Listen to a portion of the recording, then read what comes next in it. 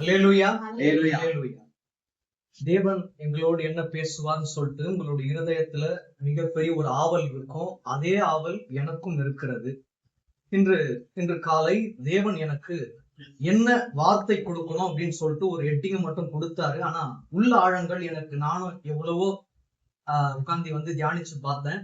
ஆனா தேவன் இப்பதான் அவருடைய வார்த்தையை எனக்கு தெளிவாக எனக்கு வெளிப்படுத்தினார். இன்று தேவன் உங்களுக்கு தரக்கூடிய வார்த்தை, அவருடைய வார்த்தையே வாழ்க்கை, அவருடைய பார்வையே போர்வை. அவருடைய வார்த்தையினாலதான் இன்று வரை நம்மளோட வாழ்க்கை இயங்கி கொண்டிருக்கிறது. அவருடைய பார்வையினாலதான் நம்மளோட வாழ்க்கை முழுவதும் போர்வையாக இருக்கிறது. போர்வைனா பாதுகாப்பு. விசுவாசமா உள்ளத்தின் ஆழத்திலிருந்து தேவனுடைய வார்த்தையே இந்நாள் வரை எங்களோட வாழ்க்கையை நடத்துகிறதுன்னு சொல்றவங்க மட்டும் கையில் உயர்த்தி ஒரு அல்லேலூயா. வீணான வார்த்தைகளுக்கு இடம் கொடுக்காமல் நேரடியாக தேவனுடைய வார்த்தைகளை போகலாம். எடுத்து வாசிங்க மத்தேயு 9ஆம் அதிகாரம் 20 22 வரை. மத்தேயு 9ஆம் அதிகாரம் 20 22 வரை. அப்பொழுது 12 வருஷமாய் பெரும்பாடுள்ள ஒரு ஸ்திரீ. இங்கு வந்தவர்களுக்குள்ள பெரும் பாடுகள் இருக்கலாம். ஆனா நான் விசுவாசிக்கிறேன், இங்கிருந்து கடந்து போகும்போது தேவனுடைய வல்லமை புறப்படும். நான் விசுவாசிக்கிறேன். நீங்க உள்ளத்தின் ஆழத்திலிருந்து விசுவாசிக்கிறீங்கன்னா கைகளை உயர்த்தி ஒரு அல்லேலூயா. 2 காரியங்கள் இந்த குடும்பத்துல அவிசுவாசம் இருக்கக்கூடாது, விசுவாசம் இருக்கணும். விசுவாசம் இருந்தால் தேவனுடைய வல்லமையை நீங்களே காண்பீர்கள். நான் விசுவாசத்துல உறுதியா இருக்கிறதுனால என்ன தாழ்த்தி வெறுமையாக்கி சொல்ற.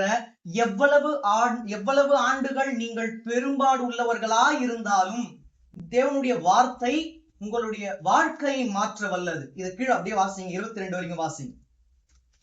நான் அவருடைய வஸ்திரை ஆகிலும் தொட்டால் சொஸ்தமாவேன் என்று தன் உள்ளத்தில் எண்ணிக்கொண்டு நாம் வெளிப்படையாய் விசுவாசத்தில் இருக்கிறோம். ஆனால் உள்ளத்தில் விசுவாசத்தில் இருக்கிறோமா அப்படின்னு கேட்டா இல்ல, சந்தேகம் இருக்கிறது.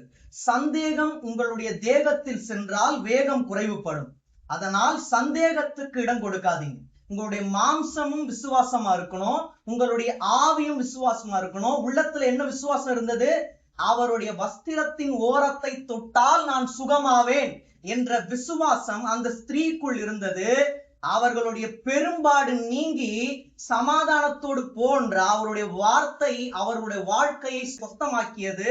அந்நேரமே அந்த ஸ்திரீ என்ன ஆனாலாம்? சொஸ்தமானால். அப்படியே வாசிங்க, உங்களுக்கு புரியும். அவர் பின்னாலே வந்து அவருடைய வஸ்திரத்தின் ஓரத்தை தொட்டால் இயேசு திரும்பி அவரை பார்த்து மகளே திடன்கொள், விசுவாசம் உன்னை ரட்சித்தது என்றார். அப்போ தேவன் நம்மை பார்க்க வேண்டுமானால் அவரை பற்றி கொண்டு வாழ வேண்டும். இவ என்ன பண்ணா? வஸ்திரத்தின் ஓரத்தை தொட்டால் தேவன் திரும்பி பார்த்து திடன்கொள், உன் விசுவாசம் உன்னை ரட்சித்தது. அததான் தேவன் சொல்றாரு. அவர் திரும்பி பார்க்கணும். இந்த குடும்பத்தை அவர் திரும்பி பார்த்ததுனாலதான் இந்த வார்த்தை, அவருடைய வார்த்தையே உங்களுடைய வாழ்க்கையை மாற்றும்.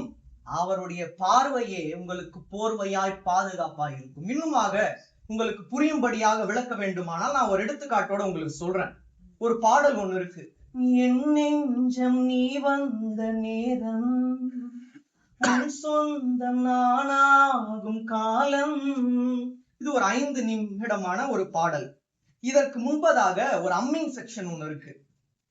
அந்த அம்மிங் நல்லா இருந்தாதான் இந்த பாடல் அருமையா இருக்கும். இந்த முழுமையாக பாடல் இருக்கு பாத்தீங்களா, இது வாழ்க்கை. அந்த அம்மிங் இருக்குல்ல, அது வார்த்தை.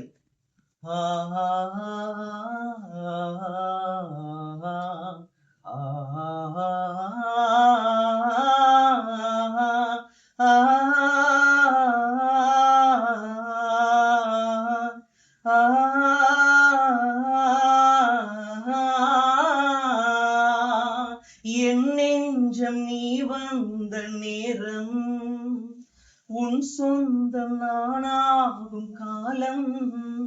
அவருடைய வார்த்தையும் வாழ்க்கையும் இணைந்தால்தான் நமக்கு விடுதலை.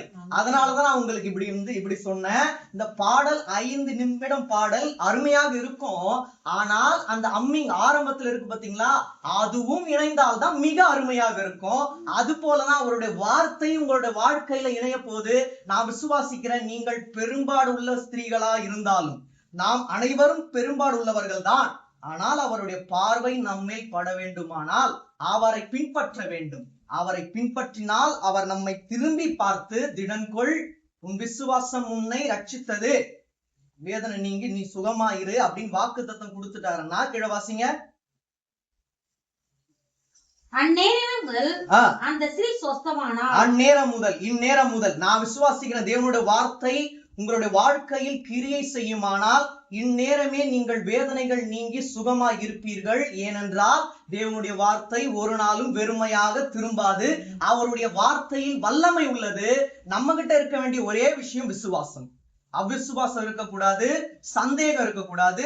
விசுவாசத்துல நீங்கள் உறுதியா இருப்பீர்களானால் அவர் சொன்ன வார்த்தை உங்களுடைய வாழ்க்கையில் கண்டிப்பாக நிறைவேறும். இதுல நீங்க 3 தான் இருக்கும். 20, 21, 22 மட்டும் தான் இருக்கும். ஆனா நீங்க லூக்கா எடுத்துக்கங்க. லூக்கா 8ஆம் அதிகாரத்துல 43 48 வரைக்கும் பொறுமையா நீங்க வாசிங்க. அப்பொழுது 12 வருஷமாய் பெரும்பாடுள்ளவளாய் இருந்து தன் ஆஸ்திகளை எல்லாம் வைத்தியர்களுக்கு செலவழித்தும், அவகிட்ட இருந்த ஆஸ்தியை எல்லாம் செலவழித்தும் சற்றாகிலும் குணமாகாமல், அவளுடைய வியாதியை யாராலையும் குணமாக்க முடியாது அப்படின்ற ஒரு நிலையில இயேசுவை பத்தி கேள்விப்படுறா. கூட்டத்துல அவருடைய வஸ்திரத்தின் ஓரத்தை தொட்டால் என்னுடைய பெரும்பாடு நீங்கும் என்று நம்பி தொட்டால் அவளுடைய விசுவாசம் அவளை ரட்சித்தது. வல்லமை புறப்பட்டது. அவள் வேதனை நீங்கி சுகமானாள். நீங்க 48 வரைக்கும் வாசிச்சு பாத்தீங்கன்னா, இப்ப நான் உங்களுக்கு என்னென்ன சொன்னனோ அதை தேவன் அங்க உங்களுக்கு தெளிவாக விளக்குவார். வாசிங்க. ஒருவனாலும் சொஸ்தமாக்கப்படாத, அப்போ உங்களுடைய வாழ்க்கையில் ஒருவனாலும் சொஸ்தமாக்கப்படாத வியாதியாவே இருந்தாலும் ஒருவர் உண்டு, அதுவே நம்முடைய ஆண்டவராகிய இயேசு கிறிஸ்து. விசுவாசிகள் மட்டும் கையில உயர்த்துவார். யாராலையும் உங்களுடைய இருதயத்தின் ஆழத்தை புரிஞ்சுக்க முடியாது. மேலோட்டமாய் நாம் சந்தோஷமாய் இருக்கிறதை உலக கண்கள் காணும். ஆனால் உள்ளத்தில் இருக்கிற வேதனைகளை தேவன் அறிந்திருக்கிறார். அந்த வேதனைகளை தேவன் வல்லமையான ஒரு விசுவாசம் நிறைந்த ஒரு வாழ்க்கையாய் சுகப்படுத்தும் ஒரு நாட்களை உங்களுடைய வாழ்க்கையில் நீங்க கண்டிப்பா காணுவீங்க. அவளுக்கு இருந்த விசுவாசம் எல்லாம், நான் அங்கு சென்றால் எனக்கு விடுதலை உண்டு, தேவன் என்னை விடுதலையாக்க வல்லவர் என்ற விசுவாசம் இருந்தது.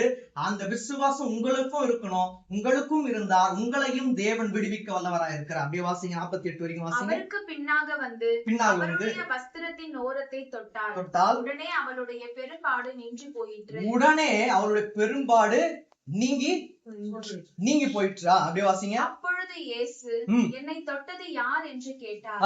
எங்களுக்கு தெரியாது என்று எல்லோரும் சொன்ன போது பேதுருவும் அவனுடன் கூட இருந்தவர்கள், எங்களுக்கு தெரியாது என்று அனைவரும் சொன்ன போதிலும், இதுல என்ன ஆவிக்குரிய அர்த்தம்னா, அநேகரால நீங்கள் கைவிடப்படலாம், ஆனால் தேவனுடைய பார்வை உங்கள் மேல் இருக்குமானால் அநேக ஜனங்கள் இருந்தாலும் உங்களுக்கு தேவன் விடுதலை தர வல்லவராக இருக்கிறார். இதுல பேதுரு என்ன சொல்றாரு, இங்க அநேக ஜனங்கள் இருக்காங்க, உங்களை யாரு தொட்டான்னு சொல்லிட்டு நாங்க எப்படி கண்டு கொள்வது அப்படின்னு கேட்கும் போது, இல்ல, என்னிடத்திலிருந்து வல்லமை புறப்பட்டதை நான் உணர்ந்தேன் அப்படின்னு வாசிங்க. பேதுருவும் அவனுடனே கூட இருந்தவர்களும், ஐயரே, திரளான ஜனங்கள் உம்மை சூழ்ந்து நெருங்கிக் கொண்டிருக்கிறார்களே, என்னை தொட்டது யார் என்று எப்படி கேட்கிறீர் என்றார்கள். எப்படி கேட்கிறீர் என்றார்கள். அதற்கு இயேசு, என்னிலிருந்து வல்லமை புறப்பட்டதை அறிந்திருக்கிறேன், ஆதலால் ஒருவர் என்னை தொட்டதுண்டு என்றார். அப்பொழுது அந்த ஸ்திரீ நான் மறைந்திருக்கவில்லை என்று கண்டு நடுங்கி வந்து அவர் முன்பாக விழுந்து தான் அவரை தொட்ட காரணத்தையும் உடனே தான் சொஸ்தமானதையும் எல்லா ஜனங்களுக்கு முன்பாக அவருக்கு அறிவித்தாள். அவர் அவளை பார்த்து அவர் இந்த குடும்பத்தை பார்த்து, மகளே, திடன்கொள், விசுவாசம் உன்னை ரட்சித்தது, சமாதானத்தோட போய். இறுதியாக தேவன் சமாதானத்தை கூற சொன்னார். சமாதானத்தோடு போனா இனிமேட்டு உங்களுக்கு என்ன இருக்காது, வியாதி இருக்காது, வறுமை இருக்காது. அவ்வாறே இருந்தாலும் நான் உன்னோடு இருப்பேன், உன்னில் உள்ள விசுவாசம் உன்னை ரட்சிக்கும். அதுக்கப்புறமா இதுல உள்ள ஆழம் ஒண்ணு இருக்கு. இதுல நீங்க வாசிச்சு பாத்தீங்கன்னா, உள்ள ஆழத்தோட அவ என்ன நினைச்சா, அவர்ல இருந்து வல்லமை தான் என்னன்னா ஆச்சு, என்ன விடுதலை பண்ணு நினைச்சா. வல்லமை அல்ல, விசுவாசத்தினால் உண்டாகிறது தான் வல்லமை. வல்லமையினால் உண்டாகிறது விசுவாசம் அல்ல. எனக்கு ஒரு வல்லமையை காட்டுங்கப்பா, அப்பதான் நான் வந்து விசுவாசமா இருப்பேன் அப்படின்றது வேற. நான் விசுவாசமா இருப்பேன், தேவன் வல்லமையான காரியங்களை செய்வார் அப்படின்றதுதான் பரிசுத்தமான வாழ்க்கை. அந்த நம்பிக்கை அந்த ஸ்திரீக்கு இருந்தது. அவ என்ன பண்றா, வந்து தேவனை தொழுது கொண்டு என்னென்ன ஆச்சு எல்லாத்தையும் சொல்ற. நான் வஸ்திரத்தின் ஓரத்தை தொட்டேன், அதனால எனக்கு என்ன கிடைச்சது, எனக்கு ஒரு பெரிய விடுதலை கிடைச்சது, சுகம் கிடைத்தது. நான் விசுவாசிக்கிறேன். வியாதியா இருக்கலாம், வறுமையா இருக்கலாம், போராட்டங்களா இருக்கலாம், உங்களில் உள்ள விசுவாசம் தேவனை சென்றடையுமே ஆனால் கண்டிப்பாக தேவன் வல்லமையான காரியங்களை செய்ய வல்லவராய் இருக்கிறார். நீங்க மறுபடியும் அந்த 48 மட்டும் வாசிங்களேன். அவர் அவளை பார்த்து, மகளே மகளே திடன் கொள், உன் விசுவாசம் உன்னை ரட்சித்தது, சமாதானத்தோடு போ என்றார். சமாதானத்தோடு போ என்றால், அப்ப சமாதானத்தோடு போ அப்படின்னு ஒரு வாக்குத்தத்தம் கொடுப்பாருன்னா நம்ம எப்படி இருக்கணும், சமாதானமா தான் இருக்கணும். நீ அழுது கொண்டிருப்பாயின்னு இல்ல, சமாதானமா இருக்கணும்னு அவரோட வார்த்தை சொல்லுமே ஆனால் நாம் சமாதானத்தோட இருக்கணும். எப்படி அண்ணாள் அங்க பாத்தீங்கன்னா, நீங்க 1 சாமுவேல் 1ஆம் அதிகாரத்துல அப்படியே வாசிச்சு பாத்தீங்கன்னா, அண்ணாளுக்கு இருந்த விசுவாசம் எல்லாம், நான் ஒரு ஆண் குழந்தையை கேட்டேன், அது எனக்கு தேவன் கொடுக்க வல்லவரா இருக்கிறார். ஏலி என்ன பண்ணுவாருன்னா, இவள் குடித்து விரித்து இருந்தாலும் சொல்லிட்டு என்ன பண்ணுவார், அதாவது உலக மனுஷங்களோட பார்வை அப்படிதான் இருக்கும். நாம் என்ன ஜெப செய்யறோம்னு பார்க்க மாட்டாங்க. உள்ளத்தின் ஆழங்களை ஆராய்ந்தவர் ஆண்டவராகிய இயேசு கிறிஸ்து. உலகத்தில் இருக்கவங்களும் சரி, ஊழியர்களும் சரி, உள்ளத்தின் ஆழத்தை பார்க்க மாட்டாங்க. நீங்கள் மேலோட்டமா எப்படி இருக்கீங்களோ அதை தான் பார்ப்பாங்க. அவர் மேலோட்டமா பார்த்தாரு. அவங்க சொல்றாங்க, என்னோட இருதயத்தெல்லாம் ஊற்றிட்டேன், தேவனுக்கு தெரியும், அவர் கண்டிப்பா எனக்கு வந்து கொடுப்பாரு, ஒரு ஆண் பிள்ளையதான் கொடுப்பாரு அப்படின்ற ஒரு விசுவாசம் இருந்தது. அவங்க என்ன சொன்னாங்க, அவ்வாறு எனக்கு ஒரு ஆண் பிள்ளைய நீங்க கொடுத்தீங்கன்னா அவன் பால் மறந்த பிற்பாடு நான் என்ன பண்ணிடுறேன், உம்முடைய சன்னிதானத்துல எட்டு வந்து நான் வந்து கொடுத்துடுறேன். அப்படியே அவங்க வந்து செஞ்சாங்க. அவங்க ஜெபம் செய்த பின்பு, அதை நீங்க வாசிச்சு பாத்தீங்கன்னா உங்களுக்கு வந்து புரியும். நமக்கு நேரம் இல்லாததுனால நான் உங்களுக்கு சொல்றேன். அது நீங்க வந்து வாசிச்சு பாத்தீங்கன்னா, அதன் பிறகு அண்ணால் துக்கமுகமா இருக்கவில்லை. அப்படின்னு என்ன அர்த்தம், தேவன் எனக்கு செய்வாரு அப்படின்ற நம்பிக்கை எனக்கு இருக்கு, விசுவாசம் இருக்கு, கண்டிப்பா செய்வார். அதே போல் ஆண் குழந்தை பிறந்தது. பால் மறந்த பின்பு தேவனுடைய சன்னிதானத்துல வந்து விட்டுட்டாங்க. அதுக்கப்புறமா தேவன் சாமுவேல் எடுத்து வல்லமையாய் வந்து பயன்படுத்தினா. நீங்க 1 சாமுவேல் அப்படியே வந்து படிச்சு பாத்தீங்க அப்படின்னா, ஜனங்கள் தேவனுக்கும் சாமுவேலுக்கும் பயந்தார்கள். ஏன்னா விசுவாசம் அண்ணாளுக்குள் இருந்தது. அதுதான் சாமுவேலோட வாழ்க்கையை கிரியை செய்து கொண்டே வந்தது. பெரிய ஒரு தீர்க்கதரிசியா எடுத்து மேன்மையாக வந்து பயன்படுத்தப்பட்டா. உங்களுடைய வாழ்க்கையிலும் விசுவாசம் இருக்குமானால் உங்களுடைய வாழ்க்கையையும் தலைமுறையாய் தேவன் வித்தியாசமாய் எடுத்து பயன்படுத்த வல்லவராய் இருக்கிறார். 2 விஷயம் புரிஞ்சுக்கோங்க. விசுவாசத்துல உறுதியா இருங்க, நம்பிக்கையில எப்பவுமே குன்றி போகாதீங்க, நிறைவா இருக்கணும். இந்த 2 விஷயம் நம்மளோட வாழ்க்கையில இருக்கணும். எது இருக்கக்கூடாதுன்னா, அவிசுவாசம் இருக்கக்கூடாது. 2வது சந்தேகம் இருக்கக்கூடாது. எனக்கு நடக்குமா அப்படின்றது வேற, எனக்கு நடக்கும். என்னோடு இருப்பவர் உங்களில் இருப்பவரிலும் மேன்மையானவர். சில நேரத்துல நம்மளோட வாழ்க்கையில இவங்க என்னோட வாழ்க்கை ஃபுல்லா வருவாங்க அப்படின்னு சொல்லிட்டு நீங்க நினைச்சிருப்பீங்க. மறுநாளே உங்களை விட்டு நீங்கிடுவாங்க. ஆனா இவங்க எல்லாம் வருவாங்களா அப்படின்னு சொல்லிட்டு என்ன பண்ணிருப்பீங்க, நீங்க யோசனை செஞ்சிருப்பீங்க. ஆனா அவங்களதான் தேவன் இறுதி வரைக்கும் வச்சிருப்பார். யார் உங்க கூட இருந்தாலும் இல்லாவிட்டாலும், என்ன நடந்தாலும் நன்றி ஐயா, யார் கைவிட்டாலும் நன்றி ஐயா, நன்றி நன்றி இடைவிடா நன்றி உமக்குத்தானே, இணையில்லா தேவன் உமக்குத்தானே.